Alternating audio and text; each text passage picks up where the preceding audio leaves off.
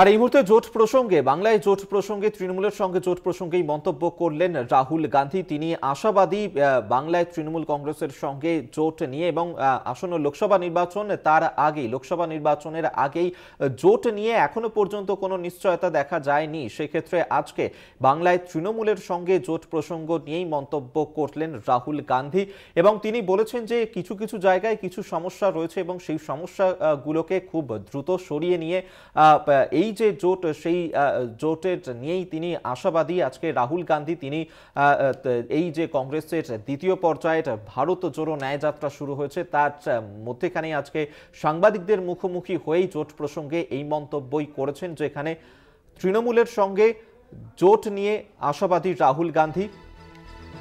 জোটের প্রক্রিয়া নিয়ে গঠনমূলক কথাই চলছে, সমঝোতা নিয়ে হয়তো কোথাও কোথাও সমস্যা রয়েছে বলেই জানান রাহুল এবং সেই সব সমস্যা সরিয়ে সহজ সমঝোতা সম্ভব এমনটাই জানিয়েছেন রাহুল গান্ধী। তৃণমূলের সঙ্গে জোট নিয়ে আশাবাদী রাহুল গান্ধী। আজকের সাংবাদিক বৈঠকে এই প্রসঙ্গে কি বলেছেন রাহুল শোনাবো আপনাদের। The status of the India Alliance. I come from West Bengal.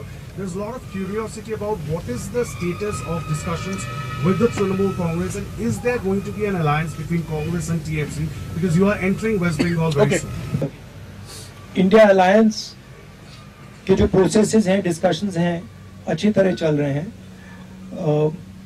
ज़्यादातर जगह आसान है, ज़्यादा कॉम्प्लिकेशंस नहीं है।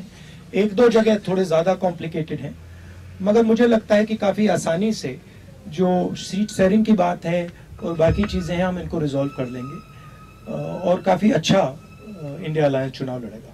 The status of the India Alliance. I come from West Bengal. আপনাদেরকে শোনালাম রাহুল গান্ধী তার মন্তব্য এবং তিনি আজকে যেমনটা বলেছেন সাংবাদিকদের মুখোমুখি হয়ে যে এই যে জোট সেই জোট নিয়ে তিনি আশাবাদী। তৃণমূলের সঙ্গে জোট নিয়ে আশাবাদী রাহুল গান্ধী এবং জোটের প্রক্রিয়া নিয়ে গঠনমূলক কথা চলছে, সমঝোতা নিয়ে হয়তো কোথাও কোথাও সমস্যা রয়েছে কিন্তু সেই সব সমস্যা সরিয়ে সহজ সমঝোতা সম্ভব এমনটাই বলেছেন আজকে রাহুল।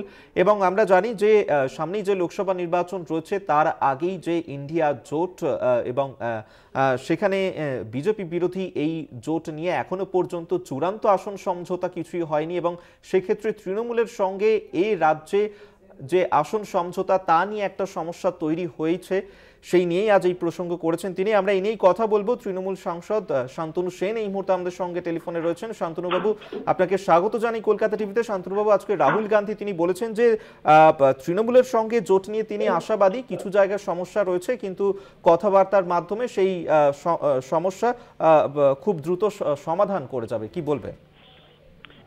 রাহুল গান্ধী যে কথাটা বলেছেন সেটা ইন্ডিয়া অ্যালায়েন্সের সাথে সমান সুরেই তিনি কথা বলেছেন, কিন্তু পাশাপাশি তার দলের এই রাজ্যের যিনি সভাপতি তিনি যে ধরনের আচার আচরণ বা কথাবার্তা বলছেন, তিনি যেভাবে বিজেপির তামাক খেয়ে বিজেপিকে শক্তিশালী করার জন্য তৃণমূল বিরোধী শক্তির সাথে হাত মেলাচ্ছেন, তিনি যেভাবে এই রাজ্যের মহিলা মুখ্যমন্ত্রী তৃণমূলের সুপ্রিমোর বিরুদ্ধে কুরুচিকর মন্তব্য করছেন, সেটা কি রাহুল বাবুর জানা আছে?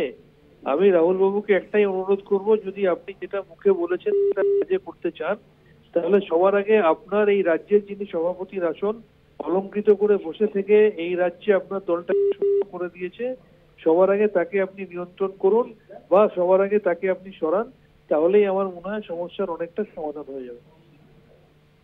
বেশ, ধন্যবাদ আপনাকে। তৃণমূল সাংসদ শান্তনু সেন আমাদের সঙ্গে টেলিফোনে ছিলেন। কংগ্রেসের ভারত জোড়ো ন্যায় যাত্রার বিরতির মাঝেই আজকে সাংবাদিকদের মুখোমুখি হয়ে রাহুল গান্ধী তিনি জোট প্রসঙ্গে এই মন্তব্য করেছেন, যেখানে তৃণমূলের সঙ্গে জোট নিয়ে আশাবাদী রাহুল।